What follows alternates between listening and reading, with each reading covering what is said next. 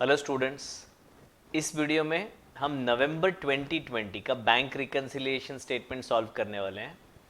बच्चों, ये क्वेश्चन काफ़ी ट्रिकी है, बहुत इम्पॉर्टेंट और थोड़े से टेरिफिक एडजस्टमेंट्स हैं और ये 10 मार्क के लिए पूछा गया था। ठीक है, तो सीखने का स्टार्ट करते हैं। अगर आपने BRS का मेरा मेन वीडियो नहीं देखा है कॉन्सेप्ट एक्सप्लेनेशन का, तो वो ज़रूर देखिएगा, उसका लिंक आपको ऊपर मिल जाएगा। हमारा एक यूनिक हैंड मूवमेंट का मेथड है जो उसमें समझाया है, तो डायरेक्टली अगर आप ये वीडियो पे लैंड हो गए तो शायद कुछ चीज़ें आपको ना समझ में आए, तो पहले वो वीडियो देखिएगा एंड आई एम श्योर वो देखने के बाद जब ये देखोगे तो बहुत इजीली BRS समझ में आ जाएगा। ठीक है, तो क्वेश्चन पढ़ते हैं। On 31st March 2020 Mahesh's cash book showed a bank overdraft of 98,700। तो बैंक ओवरड्राफ्ट दिया गया है 98,700 और ये बैलेंस है एज पर कैश बुक। मैं सीधा जंप करता हूं नीचे, prepare bank reconciliation on 31st March 2020। अब जनरली जब ईयर एंड पे आप रिकंसिलिएशन करते हो तो ईयर एंड में आप चाहते हो कि आपका जो बैंक बैलेंस है वो सही है और आपकी जो गलतियां हैं वो आप उसको रेक्टिफाई करो। तो अगर क्वेश्चन में नहीं बोला है फिर भी मेरा रिकमेंडेशन रहेगा कि जब ईयर एंड है तो हम पहले एडजस्टेड कैश बुक बनाएं और वो बनाने के बाद बैंक रिकंसिलिएशन स्टेटमेंट बनाएं जो पेंडिंग आइटम्स हैं उसके लिए। ठीक है, अगर आप नहीं बनाते हैं, पूरा का पूरा BRS बनाते हैं तो भी वो गलत नहीं होगा, but the right approach would be prepare adjusted cash book, get revised cash balances and then prepare bank reconciliation. ठीक है, तो हमने वही सिस्टम फॉलो किया है कि हम पहले एडजस्टेड कैश बुक बनाएंगे और फिर बैंक रिकंसिलिएशन स्टेटमेंट बनाएंगे। तो जो चीजों में हमारी गलती है या फिर जो चीजों में हमने एंट्री पास नहीं की है, बैंक ने एंट्री पास कर दी है, वो हम एडजस्टेड कैश बुक में लिखेंगे। जहां पे टाइमिंग डिफरेंस है, टाइमिंग डिफरेंस मतलब किसी ने कुछ गलती नहीं की है, टाइम खराब चल रहा है, नहीं ऐसा नहीं है।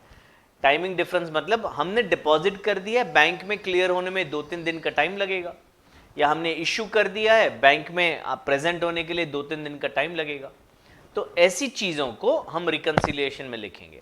एंड अगर बैंक की कुछ गलती है, बैंक ने गलती कर दी, नॉर्मली नहीं होती है, बट अगर बैंक की गलती है तो वो भी रिकंसिलिएशन में लिखेंगे। इन शॉर्ट, हम हमारी गलती को सुधार लेंगे एडजस्टेड कैश बुक बना के, और 3 चीजें जो मैंने आपको बताई वो रिकंसिलिएशन में आएगा। तो सीखने की शुरुआत करते हैं। पहले एडजस्टेड कैश बुक का फॉर्मेट बनाया मैंने और इधर 2020 है, yes, and this will be March 31st। मैं क्रेडिट साइड पे बैलेंस क्यों लिख रहा हूं बेटा? क्योंकि ये जो बैलेंस है वो ओवरड्राफ्ट बैलेंस है, ऐसा क्वेश्चन में बोला गया है। तो in the books of Mahesh, adjusted cash book bank column और क्रेडिट साइड पे बाय बैलेंस ब्रॉट डाउन, और जो अमाउंट है वो है 98,700। ठीक है बेटा, तो ये स्टार्टिंग पॉइंट हो गया। अब देखते हैं first, out of total cheques of 8,900 issued on 27th March। तो हमने चेक इश्यू किया था 27th March को, 2-3 चेक्स होंगे, टोटल अमाउंट है 8,900। One check of 7,400 was presented for payment on 4th April। तो ये टाइमिंग डिफरेंस हो गया। तो ये 7,400 का जो चेक है वो रिकंसिलिएशन में आने वाला है, तो इसको हम लास्ट में देखेंगे, अभी इसको होल्ड पे रखेंगे। And the other cheque of 1,500 handed over to our customer was returned by him, and in lieu of that a new check of the same amount was issued to him on 1st April। No entry for the return was made। इधर छोटा सा एक wording का mistake है उनका। हम कभी customer को चेक नहीं देते हैं, हम सप्लायर को चेक देते हैं। तो चेक हमने इश्यू किया है, मतलब चेक हमने दिया है, अब हम हमारे कस्टमर को चेक नहीं देंगे ना, हम तो हमारे सप्लायर को देंगे। तो वो छोटा सा एक वर्डिंग का मिस्टेक मुझे लग रहा है क्वेश्चन में। तो क्वेश्चन वापस समझते हैं, वो सेकेंड पार्ट। तो मैं कस्टमर की जगह सप्लायर वर्ड रिप्लेस करके एक्सप्लेन करूंगा कि हमने हमारे सप्लायर को चेक दिया था 1,500 का, अब चेक में ना 3 महीने का वैलिडिटी होता है। मान लो वो चेक उसने लेट सबमिट किया, या फिर वो चेक में कुछ डेट लिखने में हमारी गलती हो गई है, तो बैंक वो चेक एक्सेप्ट नहीं करेगी। तो हमारे सप्लायर ने वो चेक हमें वापस दिया और उसके बदले में हमने एक नया चेक उनको दिया, ऐसा ये क्वेश्चन कह रहा है। वापस पढ़ते हैं। Other cheque of 1500 handed over to customer was returned by him and in lieu of that, मतलब उसके बदले में a new check of the same amount was issued on 1st April। तो अभी अगर मैं 31 मार्च पे हूं, तो 31 मार्च में जो मैंने एक चेक 27 को इशू कर दिया था, वो चेक हमने वापस ले लिया। वो चेक बैंक में आने वाला ही नहीं है। आई विल रिपीट, हमने सप्लायर को एक चेक दिया था, वो चेक हमने वापस ले लिया। तो जब हमने इशू किया था तब पेमेंट में हम ऑलरेडी लिख चुके थे, वो चेक हमने वापस ले लिया, तो वो चेक को रिसिप्ट में हमें लिखना पड़ेगा, बिकॉज उस चेक का पेमेंट तो अभी नहीं होने वाला है। तो उस चेक को हमें पहले रिसिप्ट में लिखना पड़ेगा, बाद में जब 1 अप्रैल को नया चेक इशू करेंगे तब उससे वापस पेमेंट में लिखेंगे। इसको आप ऐसे समझें कि हमने सप्लायर को चेक दिया था, चेक में कुछ गलती हो गई थी, तो वो चेक हमने वापस ले लिया और उसके बदले सेम अमाउंट का चेक दिया। तो ऐसे मत समझो सेम अमाउंट का चेक दिया है तो रिकॉर्ड नहीं करेंगे ना, जो पहला चेक दिया उसको रिवर्स करेंगे। चेक नंबर के साथ रिकंसिलिएशन होता है बेटा, यहां चेक नंबर दिए नहीं है हमें, तो हमने जो पहले चेक दिया था उसको रिवर्स करेंगे, क्योंकि वो चेक इश्यू अभी नहीं हुआ है, और नया चेक जब दिया जाएगा तब उसको रिकॉर्ड करेंगे। तो इन शॉर्ट ये जो 1500 रुपए है उसको हम रिसिप्ट ट्रीट करेंगे हमारे एडजस्टेड कैश बुक में। तो इधर एडजस्टेड कैश बुक में मैं इधर लिख रहा हूं मार्च 31 टू, उन्होंने कस्टमर लिखा है बेटा, इसीलिए मैं कस्टमर लिख रहा हूं, टू कस्टमर अकाउंट, और इधर अमाउंट आ जाएगा 1500। इधर ब्रैकेट में लिखता हूं रीडेटेड चेक इश्यूड, रीडेटेड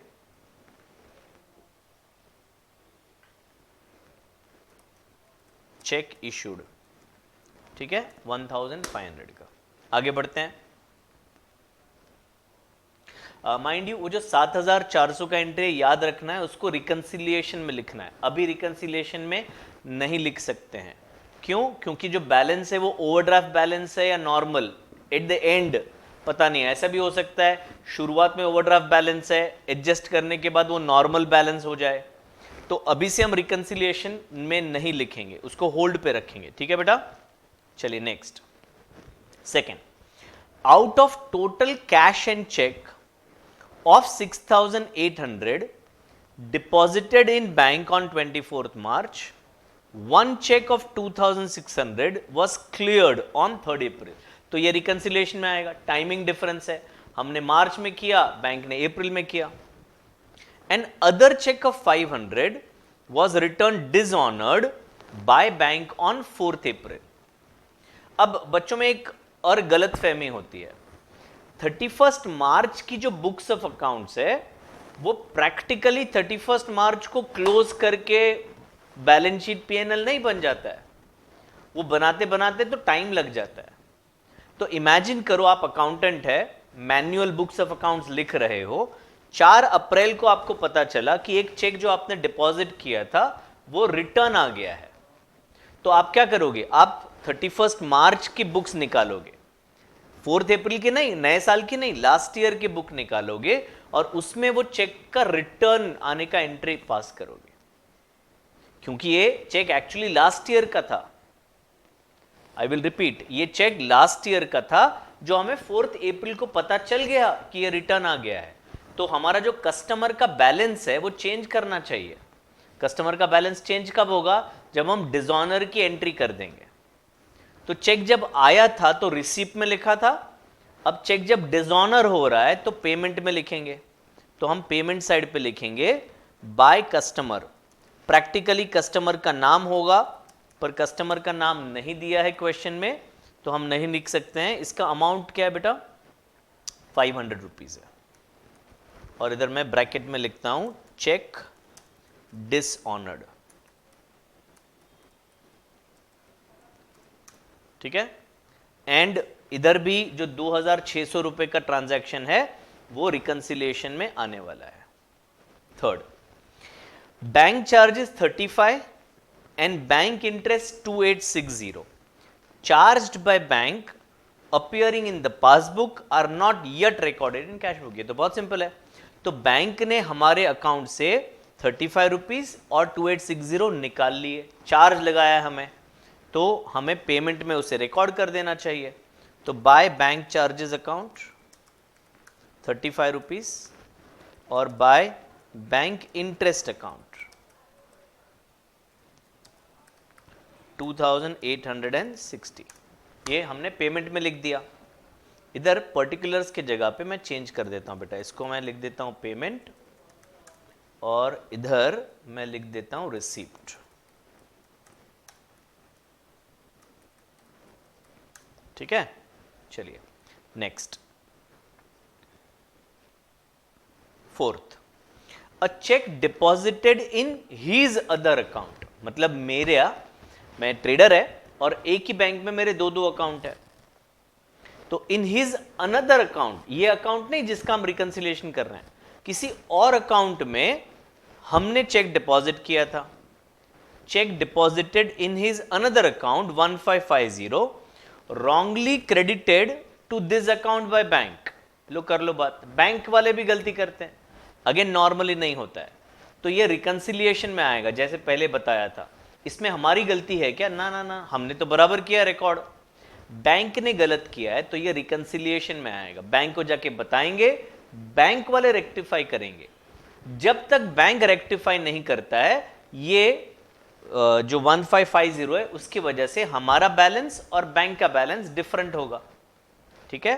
तो ये रिकंसिलिएशन में लिखेंगे, याद रखना बेटा। Fifth, a cheque of 800 drawn on this account, हमने एक चेक इश्यू किया था।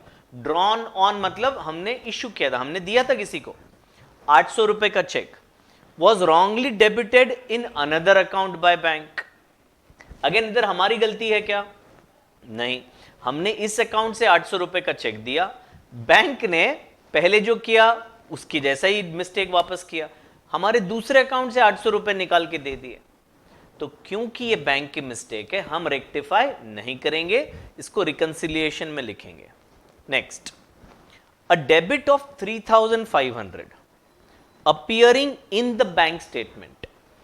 डेबिट इन बैंक यानी पेमेंट होता है, डेबिट इन कैश बुक यानी रिसीप्ट होता है। हाँ, याद रखना पड़ेगा। A debit of 3500 appearing in bank statement for an unpaid cheque returned for being out of date had been redated and deposited in the bank again on 5th April 2020। तो पूरा समझाते हैं। हमने एक चेक बैंक में deposit किया होगा 3500 का। बैंक में जैसे मैंने बताया, चेक का ना एक टाइम होता है, जिस टाइम को हमें चेक मिला है और बैंक में जब हम डिपॉजिट करते हैं 3 महीने से ज्यादा टाइम नहीं जाना चाहिए, नहीं तो वो चेक को स्टेल चेक बोलते हैं, स्टेल, बासी। तो ये चेक आउट ऑफ डेट हो गया, मतलब वो चेक का जो पीरियड है 3 महीना उससे ज्यादा हो गया, अथवा तो चेक का डेट लिखने में गलती हो गया होगा जो हमारा कस्टमर है उसने, तो हमने वो चेक डिपॉजिट कर दिया है, पर बैंक ने वो चेक क्लियर किया ही नहीं क्योंकि डेट गलत थी। तो बैंक ने वो चेक हमें वापस दे दिया होगा। हमने वो चेक कस्टमर को दिया और कस्टमर को बोला इसमें भाई जरा डेट चेंज करके दे दो, तो कस्टमर ने वही चेक, नया चेक नहीं बोला है, वही चेक को रीडेट करके दिया, वहां पे नई डेट लिखी होगी और साइन करके हमें दिया होगा। This is different from the earlier question. यहां पे क्या हमें नया चेक मिल रहा है? नहीं, ये चेक जो मिला है वो हमने बैंक में डिपॉजिट किया था, और डिपॉजिट किया था तब हमने उसको रिसीप्ट करके ट्रीट किया था, ऑलरेडी रिकॉर्ड किया था। बैंक में अभी तक वो चेक क्लियर नहीं हुआ है, बैंक ने हमें वो चेक वापस दे दिया, वो चेक हम फिजिकली लेके गए कस्टमर के पास और वही चेक हमने बैंक को वापस दे दिया, जो अभी तक क्लियर नहीं हुआ है। अगेन ये टाइमिंग डिफरेंस होगा, हमें कैश बुक में इसका रेक्टिफिकेशन करने का जरूरत नहीं है क्योंकि हमने कुछ गलत किया ही नहीं है, and same to same cheque redeposit हो रहा है। अगर इधर भी ऐसे दिया होता कि ये चेक हमने वापस किया और कस्टमर ने नया चेक दिया, इन दैट केस हम पहले पेमेंट की एंट्री करते और फिर जब नया चेक आता तब उसकी एंट्री करते। पर ये क्वेश्चन में क्योंकि चेक नंबर वही का वही है, हमें डिसऑनर की एंट्री करने की आवश्यकता नहीं है। तो ये 3,500 रुपए का जो ट्रांजैक्शन है वो भी रिकंसिलिएशन में आएगा। ठीक है, एडलेस बाद में देखेंगे, अभी सिर्फ रिको में आएगा, इतना जानना जरूरी है। Bank allowed interest on deposit. अब पहले वाला जो बैंक इंटरेस्ट था वहां पे लिखा था वर्ड चार्ज किया है, मतलब वो पैसे हमारे अकाउंट से निकाल के लिए। यहां पे बोल रहे हैं bank allowed interest on deposit. Interest on deposit मतलब हमारा बैलेंस बैंक ने बढ़ा दिया, रिसीप्ट है हमारे लिए जो हमने रिकॉर्ड नहीं की है, तो अभी कर देते हैं हमारे रिसीप्ट साइड पे। टू इंटरेस्ट ऑन डिपॉजिट 1,000 रुपया। ठीक है, next, a customer who received a cash discount of 4% on his account of 1 lakh paid a check on 20th March 2020. The cashier erroneously, मतलब by mistake, entered the gross amount in the bank column of cash book. तो आप imagine करें कि आपको किसी customer से पैसे लेने थे। कितना पैसा लेना था? 1 लाख रुपया। वो कस्टमर ने कहा कि मैं पैसे जल्दी दे देता हूं अगर आप मुझे डिस्काउंट देंगे। हमने अग्री कर दिया, 4% हमने उसको डिस्काउंट दिया, यानी कि 4,000 रुपए डिस्काउंट दिए। उसने चेक बनाया, चेक कितने का बनाया होगा? 96,000 का चेक बनाया होगा। वो चेक हमने बैंक में डिपॉजिट किया 20 मार्च को, पर कैश बुक में रिकॉर्ड करते वक्त हमने गलती से रिसीप्ट साइड में 1 लाख लिख दिया। रिसिप्ट होना चाहिए था कितना? 96,000 का होना चाहिए था, पर हमने गलती से 1 लाख लिख दिया, तो 4,000 रिसिप्ट हमने बढ़ा दिया है। अब ये हमारी गलती है, हमारी गलती तो सुधारनी चाहिए, तो हम इसको पेमेंट में लिखेंगे और पेमेंट साइड पे लिखेंगे bye discount account. Discount allowed भी लिख देता हूं मैं, डिस्काउंट अलाउड अकाउंट कितना बेटा? 4,000। ठीक है, ये लाल लाल क्यों आ गया भाई? हाँ, डिस्काउंट अलाउड 4,000 रुपया। ठीक है, अभी सारे ट्रांजैक्शन हो गए हैं, अभी रिकंसिलिएशन वाले ट्रांजैक्शन लेने पड़ेंगे और उसके पहले हमें ये टोटलिंग करना पड़ेगा। तो क्रेडिट साइड ज्यादा दिख रहा है, 98,700 प्लस 500 प्लस 35 प्लस 2860 प्लस 4,000, तो ये आ गया 1,06,095। ये टोटल मैंने यहां पर लिख दिया 1,06,095। उसमें से ये दो माइनस करूंगा 1,500 और 1,000, तो ये बैलेंस आ रहा है बेटा 1,03,595। ये आ गया 2 बैलेंस कैरीड डाउन। ये कौन सा बैलेंस है? ये भी ओवरड्राफ्ट बैलेंस है, क्रेडिट बैलेंस है ना। क्रेडिट साइड डेबिट साइड से बड़ा है, तो ये क्रेडिट बैलेंस है और ये ओवरड्राफ्ट है। अब मैं रिकंसिलिएशन कर सकता हूं, यहां पे मैं लिखूंगा bank balance as per cash book overdraft, और ये जो बैलेंस है 1,03,595। अब मैंने यहां पे डॉट नहीं लगाए, पर हम जब पढ़ रहे थे ना तब आप डॉट लगा सकते थे कि कौन सी चीजें हम रिकंसिलिएशन बनाएंगे तब लिखने वाले हैं। ठीक है, तो याद कर करके देखते हैं। पहले में हमने बात की थी 7,400 रुपया रिकंसिलिएशन में आएगा, तो देखते हैं, वापस एक बार पढ़ते हैं। Out of total cheque of 8,900 issued, हमने चेक दिए थे, 1 cheque of 7 was presented for payment on 4th April. अभी रिकंसिलिएशन में हमारी हैंड मूवमेंट की मेथड है, अगर आपको नहीं आता है तो आप हमारा कॉन्सेप्ट वीडियो देखिए, उसमें पूरा हैंड मूवमेंट मेथड एक्सप्लेन किया है। ये है कैश बुक, इधर दिख रहा है आपको सी, थोड़ा और गाढ़ा कर देता हूं। हाँ, तो ये है आपका कैश बुक सी, और ये है P फॉर पासबुक, ठीक है, कैश बुक पासबुक। तो हम स्टार्टिंग पॉइंट क्या है हमारा क्वेश्चन में, कैश बुक है, क्योंकि हमारे पास कैश बुक का बैलेंस है और हमें पासबुक का बैलेंस फाइंड आउट करना है, और ये ओवरड्राफ्ट है, ये याद रखिएगा। तो कैश बुक है, पासबुक है, अज्यूम करते हैं दोनों सेम है। तो ये 7400 में क्या हुआ है, हमने चेक इशू किया है, तो कैश बुक नीचे चला गया, पासबुक इधर ही है। कैश बुक स्टार्टिंग पॉइंट है, तो कैश बुक से पासबुक जाएंगे तो आप ऐड करोगे, ओवरड्राफ्ट है तो लेस करोगे। तो लेस के सेक्शन में मैं लिख दूंगा less checks issued but not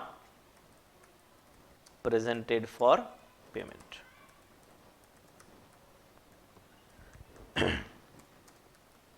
यह अमाउंट आ गया 7400 रुपया, ठीक है। चलिए सेकंड देखते हैं। सेकंड में क्या था, out of total cash and cheque of 6800 one cheque of 2600 was cleared on 3 April. तो अभी जो किया उसका उल्टा है, cash book passbook. Cash book में हमने चेक डिपॉजिट कर दिया था, तो डिपॉजिट है इसलिए हाथ ऊपर चला गया, पासबुक इधर ही है। कैश बुक से पासबुक जाओगे, आप लेस करोगे, ओवरड्राफ्ट है तो ऐड करोगे। तो ऐड के सेक्शन में हम लिखेंगे checks deposited but not cleared. ये आ गया आपका 2600 रुपया। नेक्स्ट थर्ड, बैंक चार्जेस वाला एंट्री हो चुका था। फोर्थ 1550 बैंक की गलती है, आएगा, देखते हैं। Fourth, a cheque deposited in his another account wrongly credited to this account by bank. तो हम तो ये जो अकाउंट का रिकंसिलिएशन कर रहे हैं, कैश बुक में हमने कुछ नहीं किया, बैंक ने पासबुक में 1550 ऐड कर दिया, क्रेडिटेड बाय बैंक बोला है, बैंक क्रेडिट करता है मतलब डिपॉजिट हुआ, तो बैंक ने 1550 बढ़ा दिया है। कैश बुक से पासबुक जाओगे, ऐड करोगे, ओडी है तो लेस करोगे। तो इधर लिख देता हूं 1550 और इधर लिखूंगा amount wrongly credited by bank 1550, ठीक है बेटा। 800 इसका उल्टा है, क्या है, a cheque of 800 drawn on this account was wrongly debited in another account by bank.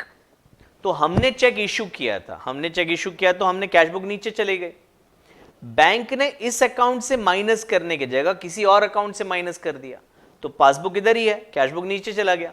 Cash book से पासबुक जाओगे तो ऐड करेंगे, ओडी है तो लेस करेंगे, तो ये भी लेस में ही आ गया बेटा 800। पर इधर क्या लिखेंगे, अमाउंट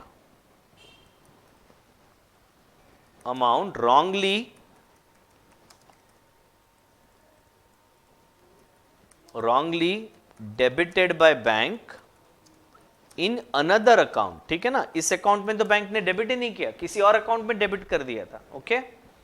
ये आपको अभी ठीक से दिख रहा है, मैं पहले बीच में आ रहा था, ओके। नेक्स्ट वन, अब क्या बच गया बेटा, 3500 वाला रिकंसिलिएशन में आएगा, हमने बात की थी। 6th point, a debit of 3500 appearing in bank.